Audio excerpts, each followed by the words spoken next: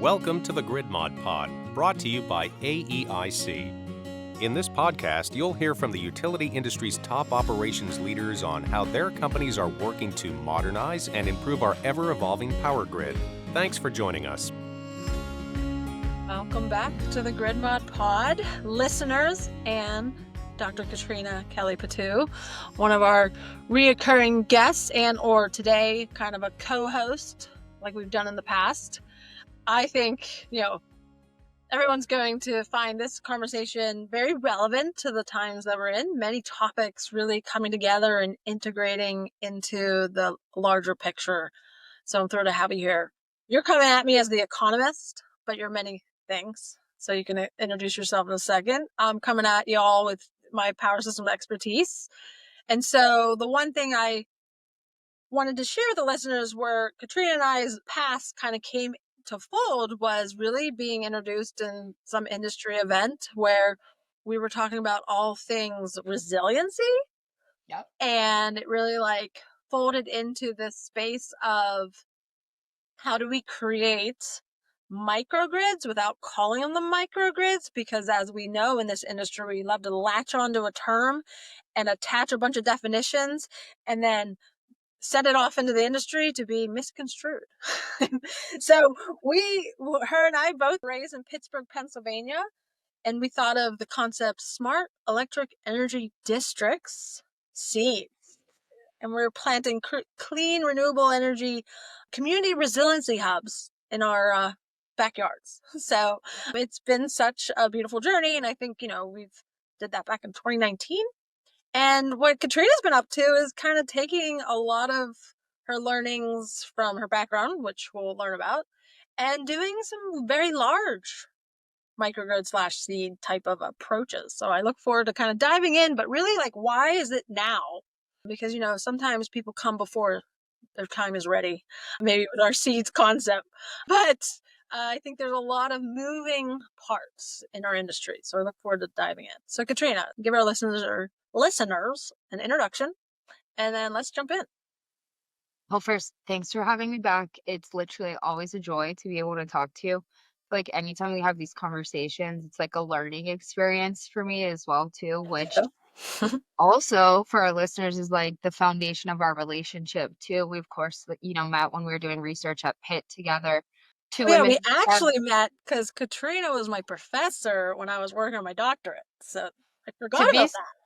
And to be specific, because, we also love women in STEM, Liz was 8 months pregnant, which continues to amaze me throughout life that you were doing a PhD while super pregnant and in electrical engineering, and was just completely unfazed by it and posing me lots of questions on how to push this boundaries, interdisciplinary stuff even further. So yeah, it's memory. I think I was remembering our meeting in that industry where we were being both asked about this phenomenon of what a microgrid is, and we were boo, boo, boo. So it is funny because I don't know if you feel like this, but I feel like in utilities in general and maybe in the grid, there's so much jargon that exists that is kind of made by the policy realm. Yet the electric grid is so misunderstood by so many policy people. I was at an event recently and I heard a environmental policy person giving a really lovely, motivating speech on the importance of decarbonization. And then she switched into talking about electrification and the stumble of why electrification was important, what the role of the grid is in the transition. So many people are so quickly able to talk about why decarb and getting off fossil fuels is important. Once you start asking, I feel like policy members, so how do we handle increasing power demands, right, with the need for increased generation, whilst also, taking care of one of our oldest, most expensive, yet most complicated assets? You can visibly see policy people being like, what does that look like? We talked the big game, and so I think where you and I have found our, really our passion, our purpose is how do we get into the granular details, pull them up enough to share the complexity, and not to be a stall or a cynic, but really let's educate and inform so that we can come together with the more intuitive, practical next steps. Yeah, and I feel like one thing maybe we haven't talked about before that perhaps also sets us up for what we're going to talk about microgrids today is you and I have a real obsession with the concept of power as like a theoretical, abstract, complex topic. And to your point, a lot of people, when you talk about power, there's a need to educate because we actually just like don't educate about a power system that much in school, period. It's kind of the same joke that like, we don't teach people what interest rates really are or how to balance their checkbook. We also don't really teach that many people about how your lights turn on, where that's coming from. It's like a missing part of the foundations of education, right? Right. I mean, most definitely, I think that, like when we think about curriculum or like why we choose to teach what we teach, we can get real deep real quick. But like our modern day civilization is dependent on this lifeline that we've created, which is the electrical power grid. And yes, I think another area, like not even explaining the phenomenon of electricity and how, like we just experienced a couple day outage, you and I here with our local 7 for me. utility. 7. It was jarring. For an organization, like I was just bragging that I haven't lost power in 14 years in the home that I was Totally. living in. My children experienced the first power outage in their life. And so like I felt being as knowledgeable as I am in this space, very safe and okay. But like that was jarring in the respect of like, wait a second, this is the lifeline. So here we have this machine that we're not educating, but what else we're not educating about is like what you said, like it's a system of systems. And Totally. the realization that we Totally. are all within a system and our actions, our words create thought, which then trickle out and then impact many systems. And I think that kind of conversation, I guess maybe that's like critical thinking within a system. What is a system? So, Well, I think it's also for us too, fundamentally, perhaps why we're interested in it too, is it's a physical but also a figurative power system, right? Like when I think both of us are quite like historical nerds about the grid too, which is of course influenced by we're in, Pennsylvania, which is, Benjamin Franklin with his kite years ago, but also we have what, the Westinghouse legacy here. And some of the first utilities in America came from here. But for us, and I think we've talked about that in previous episodes, it's a power paradigm too. It's a control of how economic development occurs, this kind of decentralized versus centralized system.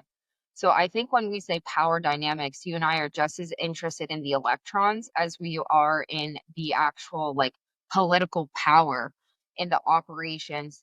I think a lot of people forget sometimes that when we make decisions about the grid and how it operates, this is one of the largest kind of foundations of our economy in the US. It's how not only how we keep our lights on, right? It's how we make industry work a lot of times. It's literally now, the number one thing we're talking about is the expansion of data centers and AI explodes.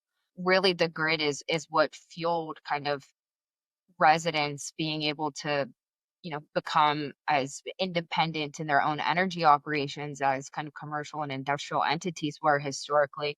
So I think when we talk about microgrids, we talk about decentralization of these assets really often, but I think what you and I are really aware of, and perhaps, maybe that's what we get into today is it's not just the technical dynamics of this that are super interesting, right? It's really like the shifts in how we the design the grid and operate it are also what are shifting really how it's regulated, what this regulation means to us on a daily basis. And to your point, to add the complexity of really even compounding complexities is what I was going to say of kind of climate change, extreme weather events, but also just really full on unpredictability of things like cyber attacks and all of that. It's a really hard thing to operate right now. It's really like at the heart of our grid. And I think that's where you and I started collaborating on. At the heart of it is predictability, right? And that's changing. and I think, another thing that we took from it, and really two objectives of starting the podcast and creating the platform was to create an educational outlet to inform external stakeholders and utility peers that there is great innovative doers that is Mhm. occurring. But it's not about the technology itself. So when you Yeah. get siloed in the conversations, like to incorporate and integrate a microgrid with each other, let alone with the larger grid, is very complex and challenging. And there's a knowledge and an experience which has then great wisdom, that is required to make these a reality. And having to bring all of those folk just from the technical perspective.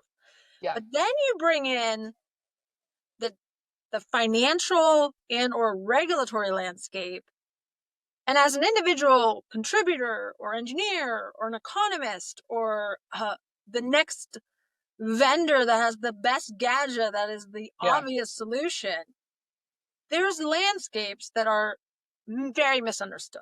So like the vendor community and or the private equity that sits with an enormous amount of cash that invests in a new technology doesn't realize, or maybe does not take the time, or there's actually no space for them to be educated on the complexities of what makes a utility a regulated utility in a deregulated state versus a regulated state that has state mandates versus FERC mandates, right? Like there's that also. So how we manage that power of those entities is also like a great challenge that you're speaking to. And so well, and to your point, I think people forget, we live in the era of deregulation in power because of finance. right. It's, It wasn't because of the grid's no, capability. it was because, whenever you look at like the whole Enron scandal that happened, people forget like the thing that caught Enron was literally price fixing, right? As we said, predictability is really at the heart of grid operations. The best thing for finance is being able to make bets at the end of the day, right? And if you can make a certain bet, sick, like that's like the fundamental basis of, how people are really started trading excessively on energy dynamics in kind of the 80s and 90s. But the price fixing then, from Enron owning generation assets, they were able to say like, oh, we can pump up, this energy generation. That means, we're going to increase supply on the grid. So price will fall, etc. They were bidding on price falling or, rising, but they controlled the assets. So we ended up in this era of deregulation because we realized because of finance, and that's a big thing I think for people to remember today that they often don't. It's the financial industry that got us here. It was not the utility industry. Yeah, and then really and then really if you think the unraveling or spiraling of trust. So here we are now with an enormous amount of new technologies, new energy resources, new capabilities that like is how the grid evolved over the first 80 years, where they built trust, like set technology, build out the grid, make it robust, make it reliable. Then it was like, whoa, hey society, we can't use it. We can't continue on this trajectory of the energy consumption that you all are on. So let's try this whole energy efficiency thing at the same time as the deregulation of the mistrust, really. So now you have entities that are owners of assets in a capitalistic space where their goal is to make profit for whoever the owners are. I mean, we do have our munis and co-ops, and there's all different types of ownership. But you're having initiatives to drive down the commodity that they're being expected to sell. So it's very complex of like who's doing what and why are they doing it and how do we implement it. And so, and I think this will lead it, like what's happening right now is we went from an industry of 40 years of plateauing and declining load forecasts to now an exponential hockey stick based on new technologies in the electrification of buildings and transportation, as well as this thing called data centers. And that's kind of leading us to, we're hearing less microgrids, I think, out there from the perspective of people think of microgrids as the distribution solution or the, resiliency hubs of like you and I. But now what it's becoming a reality is, okay, you power utilities. I want to connect a data center and you're telling me it's going to take 3 to 5 to 7 to 10 years. Totally. We're going to bring our own power, right? So there's this whole essence of like acting as if this is a novel idea, right? Like large industry have built microgrids and then over the necessity of reliability and redundancy have tied it into the larger grid. So there are massive industries that have their own power plants But fundamentally, anyone that wants to get into the game, financials, right? Economics of like, well, do I want to actually then be a utility owner, like a utility in this essence of serving my one little pocket? And that question is now being re-asked, I guess. Yeah. So the microgrids we're talking about are like, what's the up of micro but not large, not macro? Yeah, meso, like a Yeah, meso. Yeah. we'll go. Let's coin our own term. Or as I like to say, a co-op. Like something that Tennessee specifically has been doing for like 100 years. Like we have that kind of in between version. But I think to your point, i- the thing that's really interesting right now is a lot about the trust dynamic itself fully. And you said game, and to me, I think that's from the fundamental basics of like an economic perspective. It's actually a lot of what's happening right now is fundamentally when you're talking about capital investments and new infrastructure and new, like even as you said, data centers, whatever, new buildings, that's like the area I work in the most. A lot of these are kind of privately driven institutions or semi-private public institutions, and it's funny because utilities have also evolved into that same thing, right? I think a lot of people are like, yeah, it's under the Public Utilities Commission, it's a public entity. Okay, but if you peel back the layers of the ownership actually of a lot of utilities right now, a lot of these honestly are one, big financial funds, and two, a lot of them aren't even American, to be honest. So like utilities themselves, yes, they're publicly related entities. The ownership of who funds those operations is much less straightforward than I think a lot of people understand, than certainly the average person understands. So at the end of the day, you have kind of this weird meshing now of public-private interests that are talking about serving a weird meshing of public-private interests, right?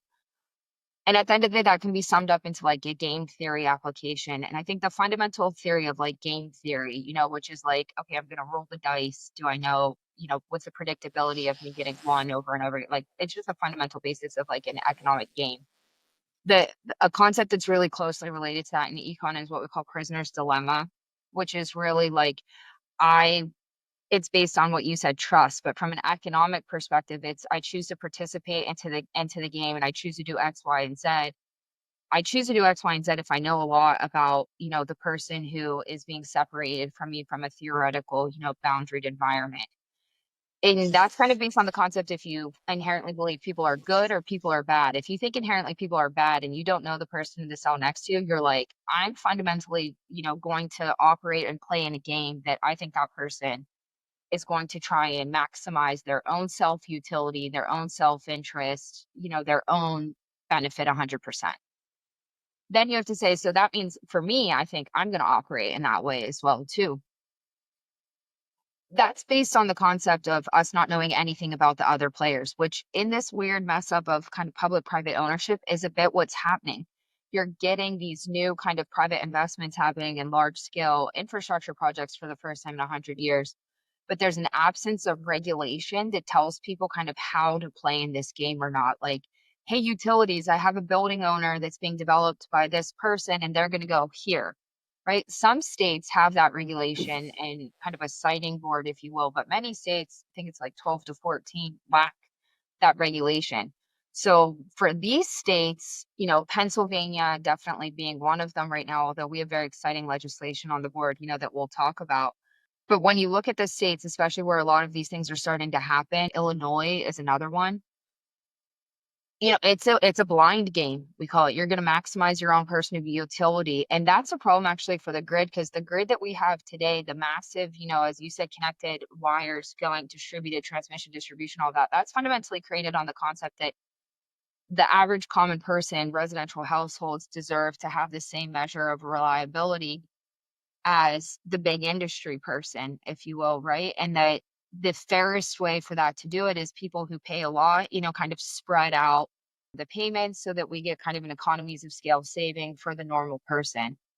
But what's actually happened now is like reliability isn't happening. And now a lot of people from these industries are saying, hang on, I have a problem in that one, I can play in this game. Maybe, yeah, I believe that rates should be equal for the residential person, but I'm not getting the reliability I need.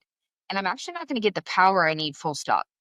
Like, I can pay into this, but if I'm going to pay X, Y, Z, and it's going to take me 5 years to connect to the grid, and I need this project to be connected in 12 months, I don't have a choice. I can't play in that game. Like, I need power and I need it yesterday, right? Like, I have an ROI of a project that's going to start calculating, on D60 of my financing behind this. So there's this weird dynamic happening, to your point, which I think is not only about trust, but there's like this lack of vision in society right now in the US, especially about like how is our infrastructure and our economic development trajectory supposed to be working together? And we don't have a plan. We absolutely do not have a plan for how that's happening. Right. And I guess, we've had a couple of guests speaking about, the utilities perspective on data center connections and even, what's driving in the PJM space, like what they're trying to do. They're a member organization that those transmission owners are, requesting this oversight discussion. But like PJM's just PJM. You have MISO, you have SPP, you have the Southeast, you have the Northeast, you have the West. And so just like the importance of regional planning and like who's in charge of that. And yeah, I think a couple threads are really becoming percolating to the top is, well, there's many, but one of them is what you just said is a plan, right? Like who in the end will be the ones, and let's just say decide what's going to be built and when. And because there's a supply chain issue here, if we're giving all of this technology to the customer side of the big industry that wants to a data center, Maximize their profit, if you will. or just construct a data center and sell, Yeah. or like that same asset class, the utility needs to invest in the aged infrastructure. So there's that one issue. But let's just Yeah, say like the plan's created. they need more money, right? They need to Right. sell more electrons to be able to expand their infrastructure more. It's like the fundamental basis of how utility like exists. And also the supply chain needs to know that this is real, and then how much investment has to go into building up manufacturing no matter where it is, let alone like back in the US. So you have that timeline. It's, by the way, specifically, which I feel like people don't talk about, like specifically transmission right now, right? Right. Like, oh my God, God forbid you actually have to build out a substation right now too. Like, to your Your point, the power electronics, timelines. we're not talking about like tiny things. We're talking about like the big machines. Those come from South Korea. Like those come from Germany. We don't make a lot of them in And this if we land. did and start to do, which I think there's lots of little threads that we could probably put in the show notes, Yeah. that still takes time for them to build the manufacturing site, which also needs power. Which, by the way, then requires like who's working in those factories around manufacturing, right? Right. So I'll say Because we're not going to be doomsday here, but let's say there's a plan, which would be really hard to come to, knowing where we are with trust and like, but then you have your permitting, right? So I think like when you think about the silos that are existing and everyone trying to fight the good fight and truly believe in like, well, we need to serve. Within the utilities, you have your engineering versus your operation folk. You have your asset management versus your planning folk. I mean, you have your IT versus your OT folk. I mean, like, that's like kind of yeah, my bread and butter of grid mod. But then from the external silos, like, we have to remember the utilities are fighting the good fight. And I don't even know if it's a fight. It's like literally trying to explain a lot of things that we're trying to talk about to the regulators, to the yeah, technology vendors, to their local government, to their communities, to their IPPs, their independent power providers and or developers, to their environmental and advocacy groups. And so it's almost like, how do we create a unified platform of trust to educate and inform so that you're not burning out the folks in the utility that need to help connect? Like, it is what it is. They exist and we're with them. yeah. How do we support the utilities, and instead of acting as if it's the utilities' responsibility, there's like many communities that need to understand so that circle of trust can occur. And I think your large scale microgrids that we want to, tee up. And I think one of our next podcast episode is really to bring that developer perspective in, as Yeah. well as, if buildings become more effective and efficient and adapt new technologies, aka onset generation, and use less energy, there's like a beautiful like capability, which is what you're like hot and heavy at. Yeah. But what you're running into is like, even to get there, you have to have the power at the site so that you can transfer to like creating the power offsite. So you still need the partnerships, even though if you have all of the gadgets and the gizmos, pieces of equipment available and ready in a timeline that your developer is agreeable to. I mean, that's a huge success. So I think we dabbled around the permitting part, I guess. Yeah. That's a huge issue. Like, let's just say we have the plan. We have all these players and with the circle of trust. Like, let's execute. We're not very good as a society right now, especially in the States, of building large transmission infrastructure or getting the permits and the accessibility to land and or the right to build. So that's a lot. Yeah. That's a lot. I think. Well, I think it's important to call a spade, if we're honest too. Like we said, like, and it's not doomsday, as you said. I didn't mean that by the manufacturing point. I meant like actually manufacturing now is advanced manufacturing, right? This is actually, you're going to build a site, and actually that site is going to require more energy than to even make it. So there's like this, I keep saying it's not a chicken and an egg. It's like a chicken getting bopped on the head to like continuously make more and more and more eggs, right? Like, It's a good analogy. we know how it happens. I think when we talk about trust and how we make this happen, what we're talking about is we have a failure of a federal policy, straight up, period. And it's, by the way, it's been like 10 years of that. And granted, that happens for two things. We don't necessarily have technical policymakers in the States. Like, it's important. We have a lot of lawyers. Like, honestly, like that's what they do. That was it was It's in my that gripe in class. life.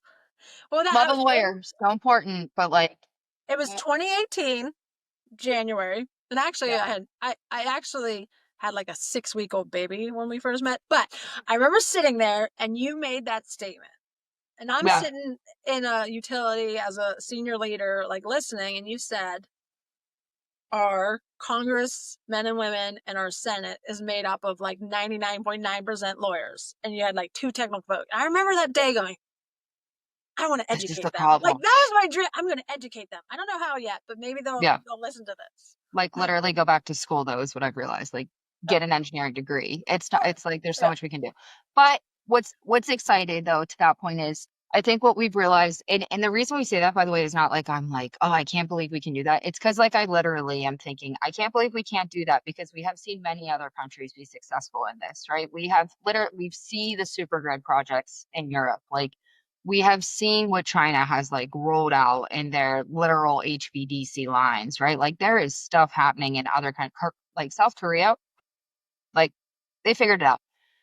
To your point, what is difficult though is there's a lot of different viewpoints as to like how these things should be operated in the states. So our policy landscape is super different because we have states that actually have quite a lot of power. There we are back to the power paradigms, right? And states have very different economies as well too, that also makes us like a bunch of countries, I think. Like you know, Pennsylvania, I will die on this hill, is so extraordinarily different from California, so extraordinarily different from Massachusetts, but like 80 million times more different than West Virginia, and they're like right below us.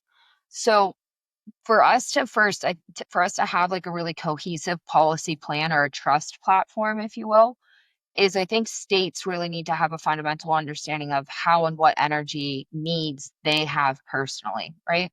And so in the permitting process, I think states are now seeing and recognizing that energy is a foundation of their economy. Like Pennsylvania, I think we're like the fourth biggest energy economy, but actually also like the third biggest energy producer of power, specifically in the US, right? And so whenever we look back and we say that, like, there's been so many discussions in the US about how we transition our economies. I think people forget like energy is fundamentally a huge part of our economy in the US. So that being said, having these non-technical policymakers mean that we have this huge portion of policy, a huge portion of people who are literally responsible and fundamentally charged with creating trust in our vision and plans. But how can one have trust in people if you don't know the difference between a kilowatt hour and a kBTU?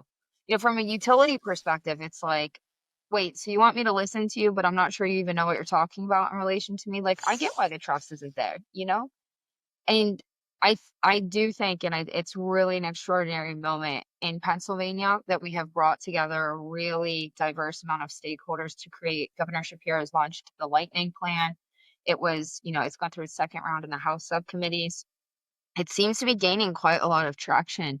Kleinman School of Policy and Penn was, I think, the lead author on that. And they did a great job of bringing together economists, engineers, industry makers, et cetera, and understanding what are the barriers to kind of us having a successful, reliable grid and energy economy.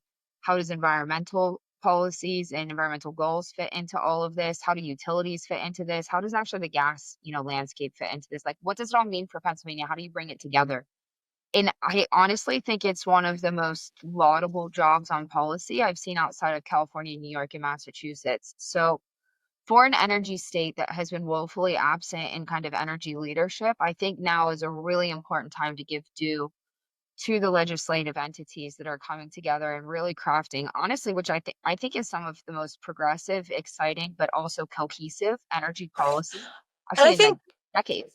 and the word progressive is dangerous, but it shouldn't be. But Progress but is what I mean it's as progressive. yeah, Like, progress. So, but just for our listeners, because I think we're gonna have to have a part 2 here, Katrina. But the Lightning Plan, one, it has a lot of fun acronyms in it, so and I nice. think it is across the aisle, joined, like, collaborative approach. Like, it's really leaning into lessons learned from the other states, Absolutely. and also knowing, for our listeners, PA is what, the number 2 exporter of power, Yeah. something very I thought it was high. 4, but I defer to Okay, you. and no, I defer to you, actually. One should Google these things, but Yeah, we're big. We're no, important. we're very high, and Yeah. also we're sitting on an enormous amount of available, potentially, we're called a gas state. So, wrong, right, or indifferent, like, I think We're an energy state. Full stop. energy state, yes. So Yeah. how could, I think the first one was called, like, EDGE, right? And that's just money invested in reliable energy Yeah. investment. What does And it then, stand? Actually, I looked this up today. It stands for something. We should define the acronym. That's the worst when people don't. I know what the well, reset board stands for because that's my favorite part of this whole plan. I think right, it's then there's the reset, which is reliable energy siting and electric transition, which I think is a hot one in regards to, board. It's a governance entity. right. And like, I don't know. This is like a quick tap from my book. I do know actually, if you look from like the 80s all the way up to the early 2000s, we literally have not really created any big state governance shifts, if you will, in relation to energy outside of the DOE, except for California Energy Commission has exploded. Massachusetts has taken some. New York has one. Limited. To see PA come out really aggressively with like a new governing entity in the state is really big for Pennsylvania. It's like that's exciting for us. And it's, it's a plan. And I think there's a drivers to it, but The drivers to it, as you said, and like, I think the drivers behind it are what we talked about on the building side, which is, I mean, maybe to get back to the microgrid side, I think Pennsylvanians have realized, and you would know better than anyone, from, your decades of work with utilities, not to age you, but I can say it I, now, decades. So yeah, I like but it. I think Pennsylvania realized like we've got to have a plan because in the absence of a plan, people won't choose to be part of the game, right? And you saw that happening. And to your point on like microgrids and like what does this mean for a local entity to do it? When you're building a new building, if the utility can't get you your power now, there's with all of the taxes and sort of like supply chain issues and all of this stuff, there's a moment that you can say, well, okay, I'll make my own grid. Like people have been doing that for a Right. while too, Bring right? your own power is like the next thought. So I Totally. think before we launch into microgrids, because I think that everything that we just spoke of is not to overwhelm our audience, but to Yeah. realize it's not just a one and done, and it's not just a both two sides of the table that don't trust each other. There's like 6, maybe 8, but I think our It's like discussion a game of Risk. No? right, a critical junction in today's conversation. And so we've unpacked a lot of the internal, external silos that are really holding back the planning, and then really opening the door quickly to this phenomena of, I'm going to bring my own power, aka potential microgrids, for Uh-huh. these very large scale energy projects. And by doing so, I don't think our conversation it's going to be part 2 of, Katrina, is saying there's no one perfect solution, right? So no matter the choice that you pick, you're going to have challenges within the utilities, understanding integration of your devices. There's going to be barriers that exist from a financial or regulatory space, but like to make these actionable projects a reality is what you're going to share, right? Like you have now successfully conveyed the varying parties and the entities that you're working with, and that's what I would love to hear about, is like to do that was a heroic effort, right? And like it's not Yeah. just you individually, right? But like your organization and like the demand and all the various drivers kind of came together and said, this is what we're going to do. But for the sake of time, how would we're gonna interlude. We're gonna have for the first time ever a part two. Tie a Yep. bow on what we just spoke on. It's a good tip because time is the fundamental issue where my work fundamentally is, creating buildings, is putting buildings, getting them built, making sure they're sustainable, and also creating, districts of buildings as well too, which is like really what my team specializes in supporting. And as grand it is to have all these plans and visions and all of these things, it does take time to implement. In the absence of having these things, financing moves forward and it happens.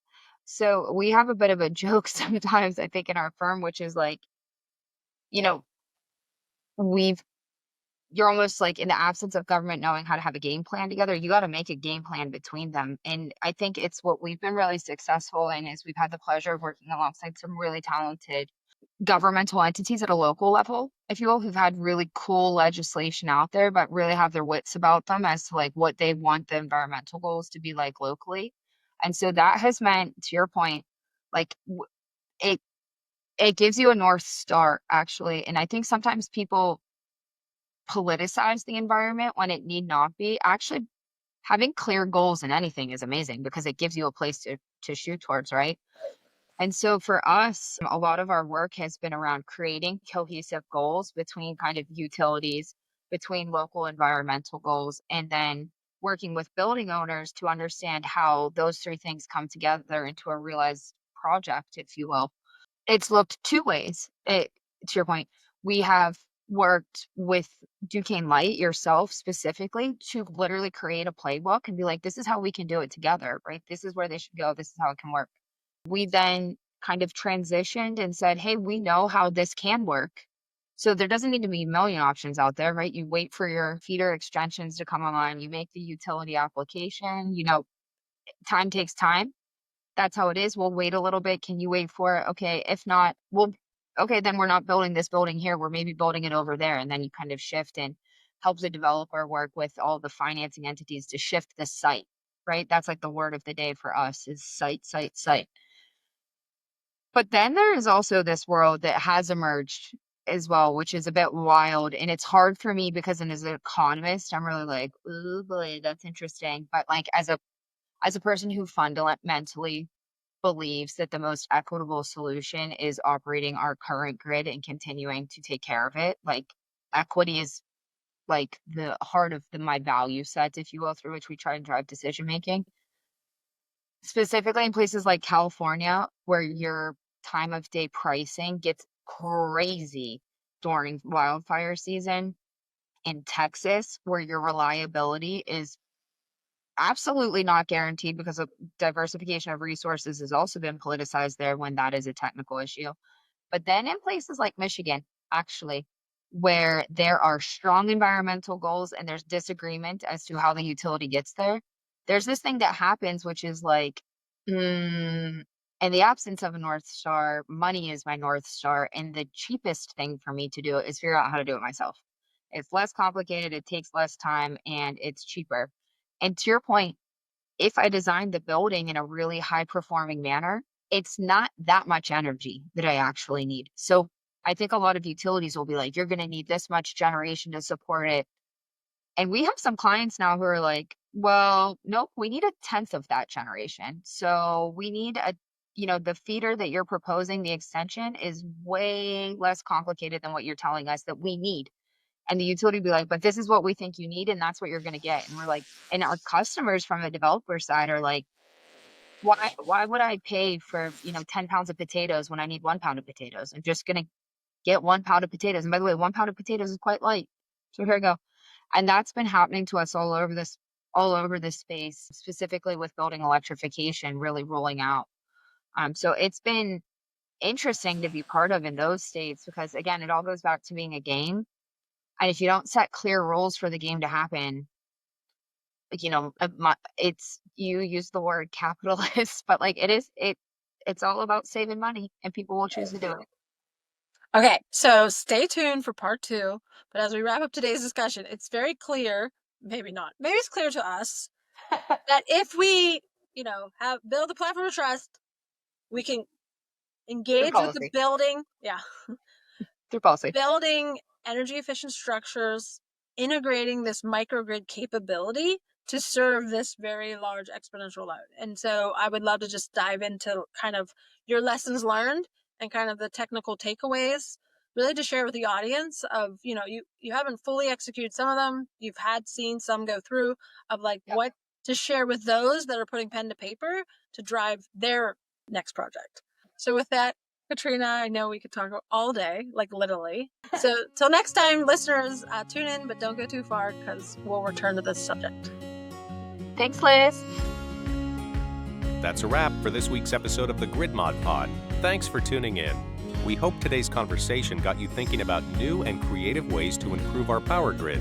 Be sure to subscribe to our YouTube channel to be the first to hear new episodes.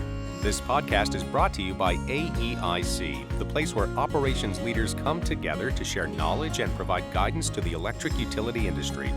We'll be back with a new episode soon. Until then, keep powering on.